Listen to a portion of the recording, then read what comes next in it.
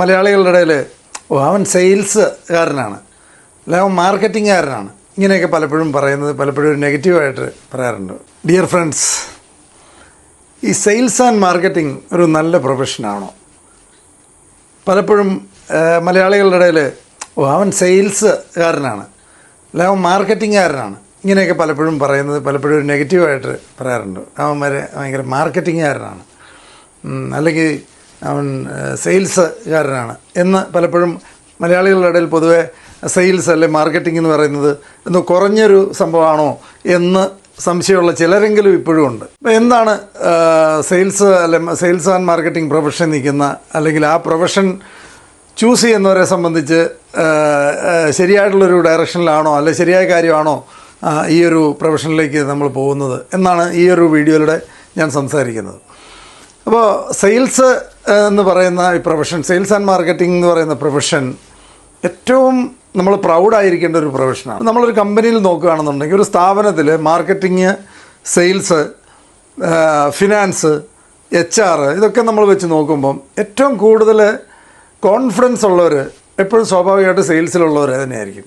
കാരണം സെയിൽസിലുള്ളവരെ സംബന്ധിച്ച് സാധാരണ ഒരാൾ വന്ന് ചോദിച്ചാൽ, ഒരു കസ്റ്റമർ ചോദിച്ചാലും ചെയ്യാൻ പറ്റാത്ത കാര്യമാണെങ്കിൽ പോലും ആദ്യം തന്നെ അറിയാതെ തന്നെ സാർ ഓക്കെ റെഡി സാർ നമുക്ക് ചെയ്യാമെന്ന് ആദ്യം പറയും. വേറെ എന്തിനും റെഡി, കാരണം തയ്യാറായിട്ട്, അല്ലെങ്കിൽ സൊല്യൂഷൻ ഉണ്ടാക്കാനായിട്ട് തയ്യാറായി. അത് സൊല്യൂഷൻ എങ്ങനെയാണ് ഉണ്ടാക്കുന്നതിന് ശേഷമാണ് പറയുന്നത്. ആദ്യം തന്നെ പിന്നെന്താ നമുക്ക് റെഡിയാക്കാം സാറേ എന്ന് പറഞ്ഞതിന് ശേഷമാണ് എന്ത് ചെയ്യാമെന്നുള്ളതിനെക്കുറിച്ച് പലപ്പോഴും ആലോചിക്കുന്നത്. അതാണ് സെയിൽസിലുള്ള ആ ബാക്ക്ഗ്രൗണ്ടിൽ നിൽക്കുന്ന ആൾക്കാരുടെ കോൺഫിഡൻസ്. ആ ഒരു സ്ഥാപനത്തിലേക്ക് ഒരു കസ്റ്റമർ അല്ല ഒരു ബിസിനസ് കിട്ടണമെങ്കിൽ, ഒരു കമ്പനിയെ സംബന്ധിച്ച്, ഏതൊരു സ്ഥാപനത്തിനെ സംബന്ധിച്ചും അവിടെ റവന്യൂ ജനറേറ്റ് ചെയ്യുന്ന, ഇൻകം ജനറേറ്റ് ചെയ്യുന്ന, സെയിൽസിൽ മാർക്കറ്റിംഗിൽ നിൽക്കുന്നവരാണ് ഇൻകം കൊണ്ടുവരുന്നത്. അപ്പോൾ എപ്പോഴും അവർ ഏറ്റവും കൂടുതൽ കോൺഫിഡൻസ് ഉള്ള ആൾക്കാരെയും ഏറ്റവും കൂടുതൽ ഹൈ എനർജിയുള്ള ആൾക്കാരായിരിക്കും എപ്പോഴും ഈ സെയിൽസിലും മാർക്കറ്റിങ്ങിലും അവരെപ്പോഴും എടുക്കുക. വിമാനത്തോടെ നമുക്ക് ചെയ്യാനായിട്ട് സാധിക്കണം.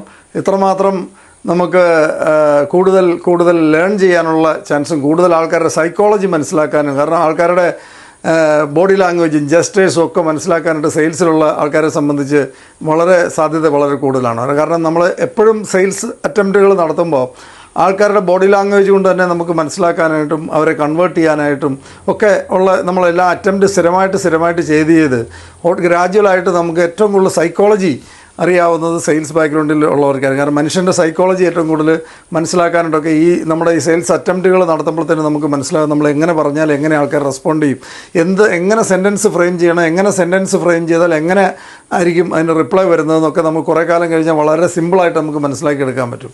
ഇതൊക്കെ നമ്മുടെ പേഴ്സണൽ ലൈഫിലും എപ്പോഴും ഗുണം ചെയ്യും.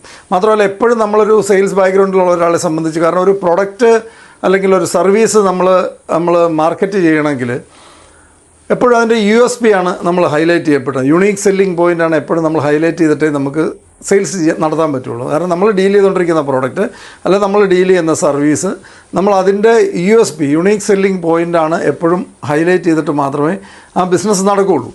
അപ്പോൾ അതങ്ങനെ ഗ്രാജുവലായിട്ട് അങ്ങനെ ചെയ്ത് ഗ്രാജുവലി നമ്മളെപ്പോഴും ആരെ കണ്ടാലും നമ്മൾ അവരുടെ യുണീക്നെസ് എന്താണെന്ന് മനസ്സിലാക്കാനായിരിക്കും എപ്പോഴും ശ്രമിക്കുന്നത്. കാരണം എല്ലാ ആൾക്കാരും ഡിഫറൻ്റാണ്.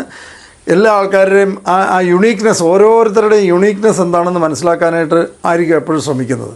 അപ്പോൾ ഇതെല്ലാം നമ്മുടെ പേഴ്സണൽ ലൈഫിൽ ഒത്തിരി ഗുണം ചെയ്യുന്നതാണ്. അപ്പോൾ തീർച്ചയായിട്ടും അതൊരു സെയിൽസ് ആൻഡ് മാർക്കറ്റിംഗ് എന്ന് പറഞ്ഞാൽ വളരെ പ്രൗഡായിട്ട് നമ്മൾ ചെയ്യേണ്ട ഒരു കാര്യമാണ്. അപ്പം നമ്മൾ സെയിൽസിൽ ആണ്, അല്ലെങ്കിൽ സെയിൽസ് ആൻഡ് മാർക്കറ്റിംഗ് പ്രൊഫഷണലാണ് എന്നുള്ള കാര്യത്തിൽ പ്രൗഡായിരിക്കുക. Be a proud sales person. Thank U.